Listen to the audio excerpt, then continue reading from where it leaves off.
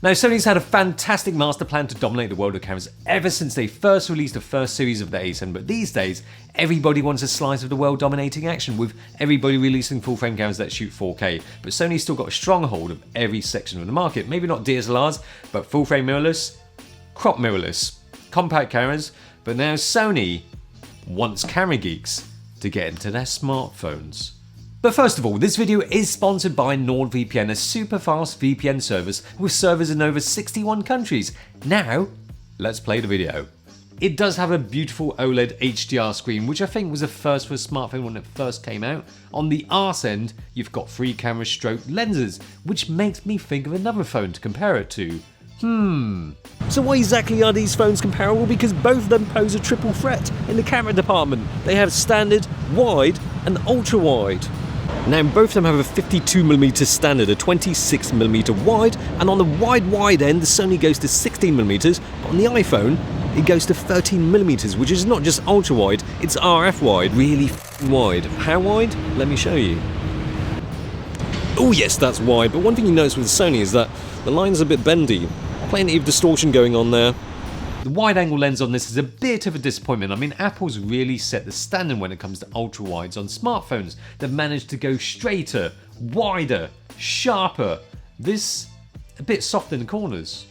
But also with the colours, the Xperia one has a very Sony way of rendering the grass colour there. Check this out. I mean, when you're shooting with a standard camera, the colours remind me of the first generation of the A7. There's just lots of tinges of magenta everywhere.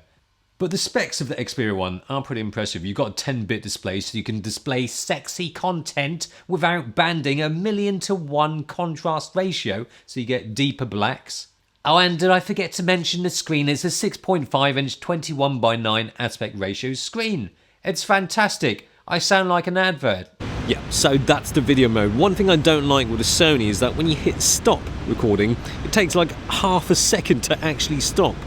And then when you change settings, say you're in the tele lens, and you go to the settings, and you go back, it changes back to the wide lens. Why? Why does it have to do that? Now, in terms of video, both of them shoot 4K to some extent because the 11 Pro goes to 4K 60, Xperia 1, 4K 30. Both of them have stabilization, but one thing you notice when you open up the video mode is that the Sony is a lot more cropped.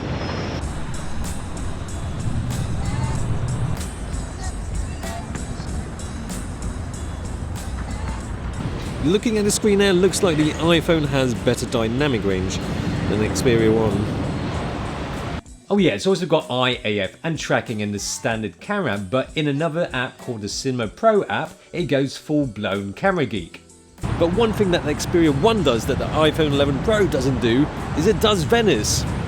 I don't mean travel to Venice because technically you can do that with both of them, but with the Xperia 1, you've got an app to let you shoot video with a Venice style. So to show you what the Venice is all about, I've come to Pinewood Studios in sunny England. Pinewood Studios, that's crazy. Who would have thought they'll build a studio out of wood? All those lights. Insurance must be crazy on it. Ah, that's the Venice right there. Much smaller than I thought and less tourists.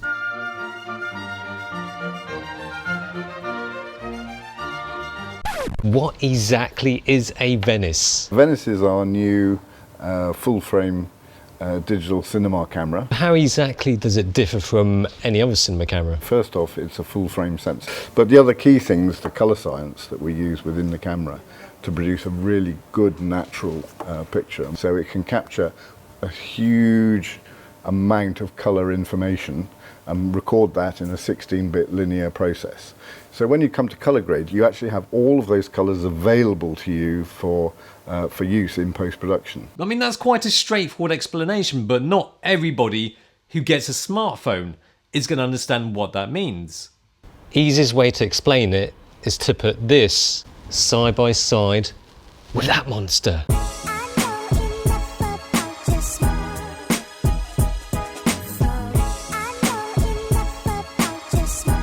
Yeah, it's kind of ridiculous to put a $40,000 plus camera up against a smartphone, although you see it all the time on YouTube. Oh, look at me, I've got an iPhone, I'm going to put it up against a cinema camera. It's all about the skills, it's not about the camera. Look at me, I'm so cool. They look exactly the same. Oh, look. Which one is the Venice? Is the Venice on the left or the right? This one or that? This, that. I'm going to switch them around. Boom. A or B, B or A, C or B. Is the Venice on the left or right? Oh, it's on both sides because I tricked you. Everybody likes a nice Damon versus Goliath battle, but let's get this out of the way. The Xperia one doesn't have a large sensor like the Venice, so you won't get the same low light capabilities, shutter depth of field, colour depth, dynamic range, details. Obviously, I wouldn't be making a serious comparison with a $40,000 camera, right? Oh, but still, it's got some nice Venice-ish looking colours.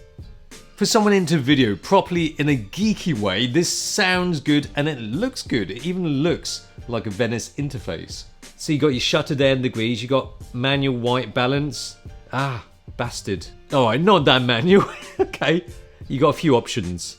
And up there, you've got the frame rates. You can choose frame rates. 24p. So you can go from mildly out of focus to kind of in focus. But in practice, having the focus right on this side of the screen and the phone being really slippery and there's buttons here that you don't want to press and lenses that you don't want to cover, it's all a bit precarious.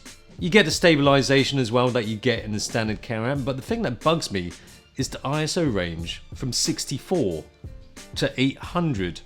And get this, you can't change the aperture. You can't change the aperture setting. 16mm 2.4 fixed to that.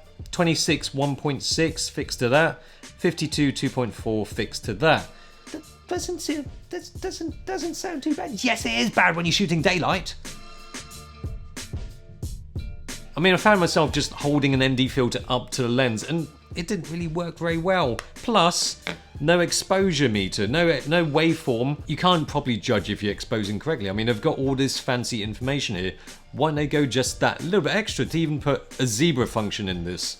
But while we're being Negatrons, also once you've picked your project, you can't choose frame rates. You can't change the frame rates rather. Still, I potentially love it. The convenience plus that camera geekery, the potential and power of those looks in your pocket, but it's just a bit too rigid. It's a smartphone. Now Sony's got cameras from low down in the pecking order to up high that essentially do very similar things when it comes to video. 4K, 100 Mbps, S-Log free, real-time IAF, real-time, whatever they call it, IBIS, and the current generation have very similar colour signs. This almost seems slightly apart from that. If they just made this maybe with S-Log, or they made the Cinema Pro app a little less rigid. Look, I like the Xperia one. It connects easily to the Alpha cameras. It's great to use this as a screen. This is an excellent phone, but it's not essential.